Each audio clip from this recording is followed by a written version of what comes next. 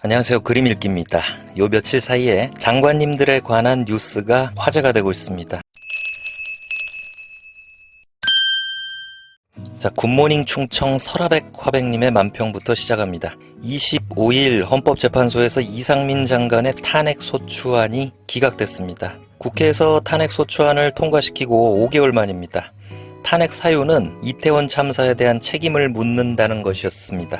헌재의 기각으로 최고 책임자인 행안부 장관을 비롯해서 이 어마어마한 참사에 대한 고위직의 책임에 대해서는 아무것도 묻지 못한 꼴이 돼버렸고, 유족들은 헌재 앞에서 오열했습니다. 헌법재판소의 판결이니까 어쩔 수 없죠. 하지만 헌재는 이 장관의 발언이 부적절했고 재난 대응 과정에 최적의 판단과 대응을 하지 못했다는 점은 명시했습니다. 그렇지만 그게 탄핵의 사유까지는 될 수 없다는 건데, 그러니까 법적 책임은 없지만 도의적 정치적 책임을 면할 수는 없다는 점을 밝힌 겁니다. 아휴, 참 판사님들도 짜증나겠어요.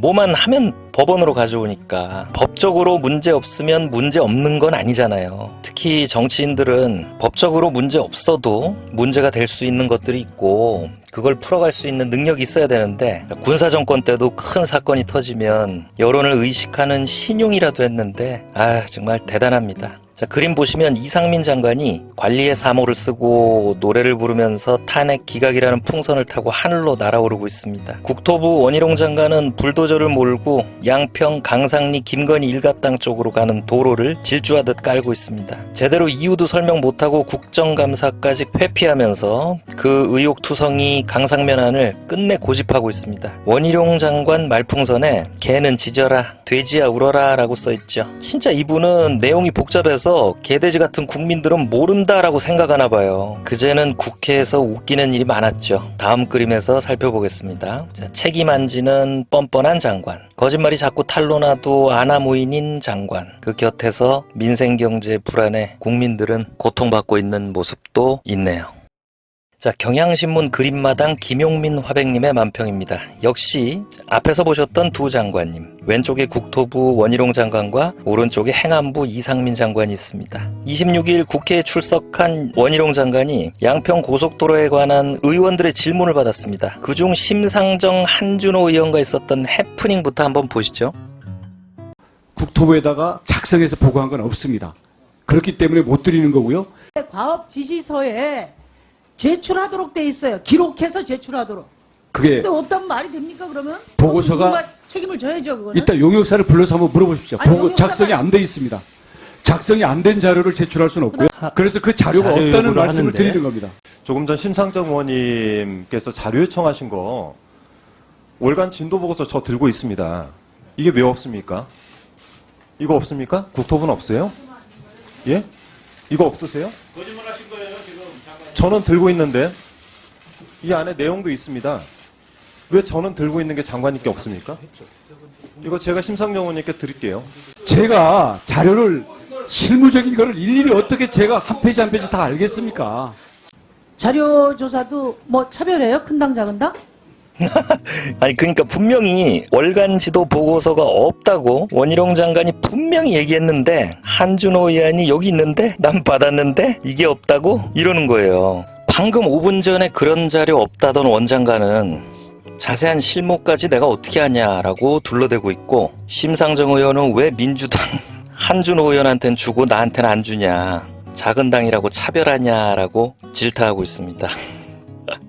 그러니까 이 문제에 대해서 국토부가 지금 얼마나 우왕좌왕하고 있고, 원 장관은 준비도 안 된 상태에서 그냥 뻔뻔하게 임기응변으로 내지르고만 있다라는 걸 적나라하게 보여주는 영상이죠. 하나 더 보시죠. 자, 더불어민주당 이소영 의원과의 질의입니다. 이게 진짜 재밌어요. 장관님, 솔직히 도시개발 사업 추진 과정 잘 모르시죠? 저는 장관님이 대장동 1타 강사도 하시고 이번에 양평 1타 강사로도 나서셔가지고 무슨 해박한 지식이 있으신 줄 알았는데, 오전에 답변하시는 내용 쭉 듣다 보니까 기본적인 개발 과정도 잘 모르시는 것 같아요. 그래서 고속도로가 근처에 난다고 하더라도 개발 자체가 불가능하기 때문에 특혜 의혹이 있을 수가 없다. 그러니까 장관님이 요 바로 밑에 답변을 이렇게 하세요. 맞다. 수변구역이라서 개발 금지돼 있다. 용도 변경도 불가능하고 법을 바꾸지 않는 한 금지된 곳이기 때문에 개발될 우려 자체가 없다. 이렇게 오전에 답변하신 거 맞죠? 네, 맞습니다. 네. 이거 맞는 말입니까? 일타 강사 장관님? 뭐가 불가능하다는 건지? 대통령 처가가 보유하고 있는 병산리 땅이 도시개발 사업이 가능합니까? 안 합니까? 어느 아파트 땅이요? 개발 불가능합니까? 어느 땅이요? 병산리 땅이요. 아까 그 땅이 앞에 하나가 아니지 않습니까? 여기요. 17개, 3개, 수변구역 박스 안에 들어가 있는 20개 필지. 도시개발 사업 가능합니까? 안 가능합니까? 자, 이 공동주택, 음식점, 숙박시설 등은 못하도록 돼 있습니다. 네. 틀린 말씀입니다, 장관님. 이런 엉터리 해명이 지금 이 사건을 계속 키우고 있는 거예요. 일타 강사 장관님. 한강하고 훨씬 가까운데도 이 박스 안에서 다 개발이 되고 있고 막대한 개발 이익을 남기고 있다. 그리고 대통령이 항상 미안해한다고 하는 대통령한테 허가 잘 내줬다고 그렇게 홍보하고 다니는 국민의힘 김성교 군수. 이 수변구역 얼마나 해제 열심히 해왔는지 아십니까? 실제로 해제가 많이 되기도 합니다. 양평군이 열심히 해가지고요. 근데 이런 개발을 물론 아무나 할 수 있는 거는 아니에요. 아주 유능한 부동산 개발업자들만 공무원들 꼬셔서 이렇게 인허가 받고 개발할 수 있는 겁니다. 대표적인 분이 누군지 아세요? 바로 윤석열 대통령의 장모 최은순 씨입니다. 이 유명한, 잘 아시죠? 개발이익 남기고도 개발부담금 빵원 내려고 했다가 지금 문제가 된 바로 그 공흥지구가 대표적인 사례입니다. 여기는 심지어 팔당대청호 수질보전 특별대책지역 1권역 안에 들어가는 땅이에요. 정말 개발이 어려운 땅이죠. 근데 여기 아파트 지어서 100억 원인가요? 개발이익 남겼잖아요. 다른 사람은 몰라도 최은순 씨는 이 병산리 땅을 수변구역이든 보전관리지역이든 능히 개발할 수 있었을 것이다. 저는 확신합니다. 왜냐하면 사례가 있기 때문에.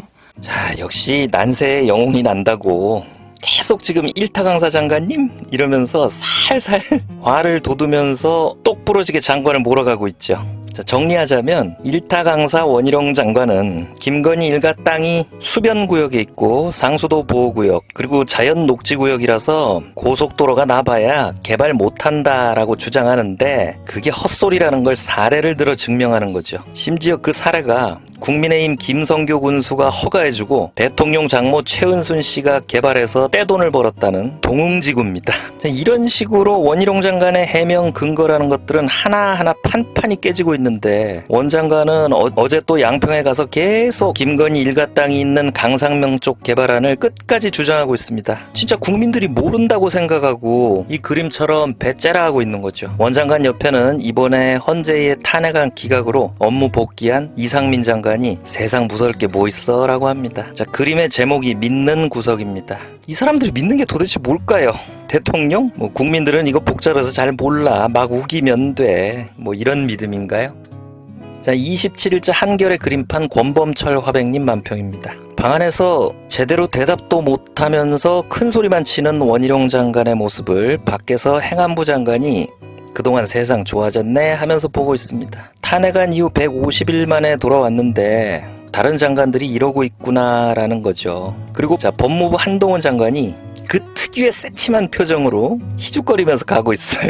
자, 이분은 국회 질의에서 피장파장 아니냐는 식으로 동문서답하고 그리고 이죽이죽 하는 걸로 유명하죠. 역시 26일 국회에 출석해서 몇 가지 장면이 나오는데 한간에 요 장면이 회자되고 있습니다. 장관께서는 답변을 못한 것 같은데 예. 백지영 수장이라는 게 뭡니까? 영수증 원본을 보관하다 보면은 잉크가 휘발되지 않습니까? 6, 7년 되고 오래된 것이니까 잉크가 좀 휘발된 것을 말씀하시는 거고요. 자, 검찰 업무 추진비 공개하라는 법원 판결에 따라서 검찰이 영수증을 공개했는데 이게 글자도 안 보이는 백지 영수증이라고 문제가 되니까 거기에 대한 해명입니다. 자, 보통 이렇게 우리가 쓱 받는 영수증은 가멸지라고 해서 6, 7년 보관하다 보면 이렇게 주변에 열을 받아가지고 글씨가 흐려지잖아요. 자, 그거 그걸 글자가 휘발돼서 안 보이는 거다라고 답한 겁니다. 근데 이게 진짜 웃기는 게 대검이 제출한 영수증에 문제가 되는 건 어디서 돈 썼는지 그 상호랑 돈 쓴 시간만 안 보인다는 거예요. 그러니까 한 장관 말대로라면 영수증 안에서 다른 글자는 다 살아있는데 식당 이름과 돈 쓴 시간만 선택적으로 열에 더 민감해서 빨리 사라졌다는 소리죠. 자, 그래서 이제 이런 만평도 나옵니다. 전종원 작가님의 만평입니다. 강재규 감독의 태극기 휘날리며라는 영화의 포스터를 패러디한 만평입니다. 가운데 공군기가 뿌리는 종이는 이 검찰 마크하고 같이 섞여 있죠. 법원에서 대검에 제출하라고 구한 윤석열 검찰총장 시절의 특활비 영수증이죠. 그리고 그걸 이상하게 제출하고 문제 제기에 대응하는 한동훈 장관. 제목이 기가 막힙니다. 영수증은 오래 보관하다 보면 잉크가 휘발된다. 태극기 휘날리며를 비틀어서 영수증 휘발리며입니다. 야, 진짜 이 밑에 그리고 깨알 같은 디테일. 제작 검찰총장, 제공 법무부 장관, 배급 검찰 사법 언론. 자, 참고로 공기관에서 보관하는 영수증은 사본도 따로 있고 요즘은 전산 처리되다 보니까 재출력도 가능하답니다. 아니 세상에 특정 부분만 휘발된 영수증을 낸다는 건 이건 좀 납득이 안 가죠. 하여튼 그래서 이런 재밌는 만평이 나오는가 하면 한간에는 새로운 비속어가 생겼답니다. 이런 휘발놈들. 어떤 경우에 쓰는 욕인지는 잘 모르겠어요. 어쨌든 이런 휘발놈들. 자, 영상 마치겠습니다. 구독, 좋아요 부탁드립니다. 감사합니다.